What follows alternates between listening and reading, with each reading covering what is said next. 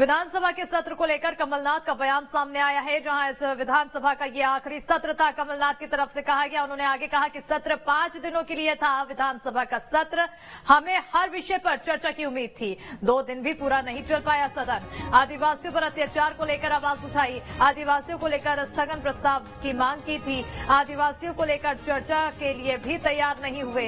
महंगाई, बेरोजगारी पर भी चर्चा को तैयार नहीं हुए। तो ये कई मुद्दे जो कमलनाथ की तरफ से अपने बयान में कहे गए कि इन सभी मुद्दों पर बात नहीं हुई, चर्चा नहीं हुई, जिसको लेकर विपक्ष काफी ज्यादा आक्रामक दिखाई दिया था सदन की कार्यवाही के दौरान। इस दौरान जमकर हंगामा भी सुनने को मिला और हंगामे की भेंट ये 2 दिन का सत्र चला।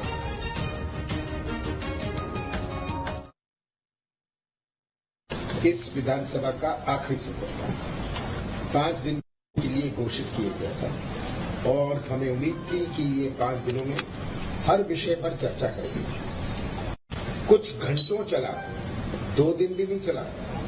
कल कुछ घंटे चले और आज कुछ घंटे चले। मांग क्या थी? हमारी मांग थी कि जो आदिवासियों पर अत्याचार किया जा रहा है, इस पर हम स्थगन प्रस्ताव लाए। ये स्थगन प्रस्ताव नहीं मानते, पर चर्चा के लिए तो तैयार हो जाते। ये तो चर्चा के लिए भी तैयार नहीं। महंगाई पर, बेरोजगारी पर, पूरे प्रदेश में अव्यवस्था, ये किसी चीज पर चर्चा करने। राहुल गांधी को लेकर, माफ कीजिएगा, जिस तरह से मानसून सत्र को लेकर यहां पर चर्चा हो रही है, अब इसको लेकर यहां कमलनाथ की तरफ से बयान दिया गया और उसके तहत उन्होंने सीधे तौर पर कहा कि इसमें कई अहम मुद्दे उठने थे जो नहीं उठ पाए हैं। ज्यादा जानकारी के लिए हमारे साथ हमारे सहयोगी जितेंद्र फोन लाइन पर जुड़ चुके हैं। जितेंद्र, क्योंकि 5 दिन का सेशन था और सेशन पूरा नहीं हुआ, दूसरा दिन भी पूरी तरीके से नहीं चल पाया और ऐसे में अब सवाल कई तरह के उठ रहे हैं यहाँ पर। बिल्कुल, देखिए 5 दिनों तक यहाँ पर सेशन चलना था विधानसभा सत्र का और कई ऐसे मुद्दे से जनता से जुड़े हुए मुद्दे जिनको विधानसभा के इस सत्र में रखना था, क्योंकि ये विधानसभा का आखिरी सत्र है इस सरकार का।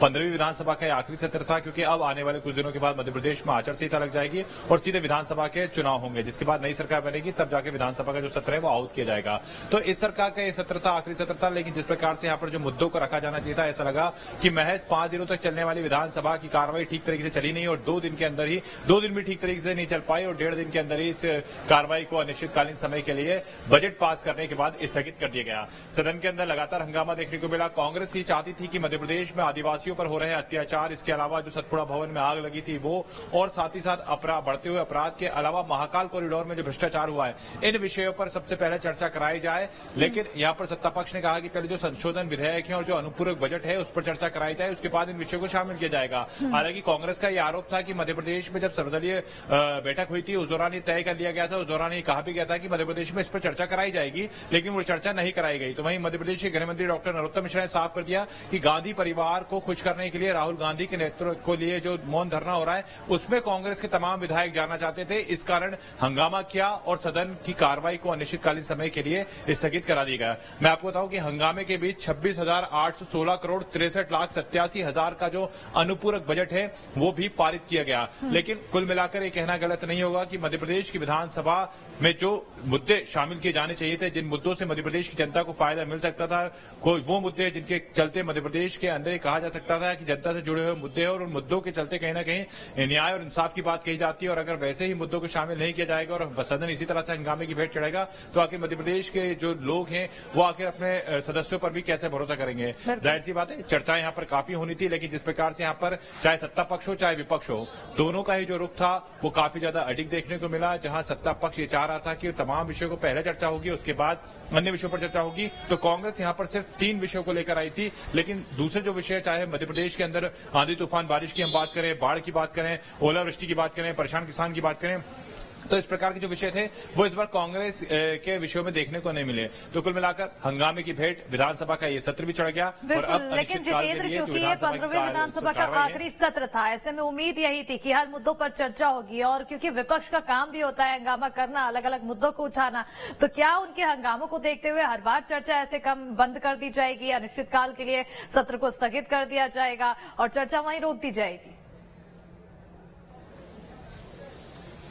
देखिए, सबसे बड़ी बात यही है कि अगर विपक्ष का काम है कि जनता से जुड़े हुए मुद्दों को उठाए तो कहीं ना कहीं उस पर चर्चा नहीं, उस पर हंगामा नहीं करना चाहिए। सदन के अंदर हमने देखा कि किस प्रकार से आज यहाँ पर हंगामा किया गया। बाबा महाकाल के जो फोटो थे उसको लेकर सदन के अंदर विपक्ष के जो नेता थे वो पहुंच गए, वहां पर काफी जोरदार उन्होंने हंगामा किया। तो कह रहे अगर आप चर्चा भी कराना चाहते थे तो अगर सत्ता पक्ष चाह रहा था कि तमाम जो विषय है पहले उस पर हो जाए, उसके बाद हम चर्चा कराएंगे, तो उन्हें सुनकर उसके बाद इस पर चर्चा करानी चाहिए थी। क्योंकि देखिए, अगर चर्चा हो जाती या फिर ऐसे तमाम जो मुद्दे थे, तमाम जो विषय थे जो कि जनता से जुड़े हुए होते हैं, और कहने के मध्य प्रदेश की जनता भी इस बात का इंतजार करती है कि जब विधानसभा का सत्र रहेगा तो उस दौरान उनके जो विषय हैं, उनकी जो परेशानियां हैं, कुल मिलाकर जिस तरह से ये 2 दिन का सत्र चला, 2 दिन भी पूरी तरह से ये सत्र नहीं चल पाया। ऐसे में जनता के कई अहम मुद्दे यहाँ पर हंगामे की पेट चढ़ते हुए दिखाई दिए। बहुत बहुत शुक्रिया जितेंद्र तमाम जानकारी देने के लिए। मानसून सत्र की कार्यवाही के दौरान विधानसभा अध्यक्ष ने संसदीय कार्य मंत्री डॉक्टर नरोत्तम मिश्रा को शेर बताया और कहा कि समय पर ही शेर दहाड़ता है। आज ये तो निश्चित हो गया, संसदीय कार्य मंत्री सत्ता पक्ष में जितने पॉपुलर है उतने ही विपक्ष में रहे हैं कि वो मुंह नहीं खोल रहे। संसदीय कार्य मंत्री अगर विधानसभा में मुंह नहीं खोलेंगे तो कहां बोलेंगे?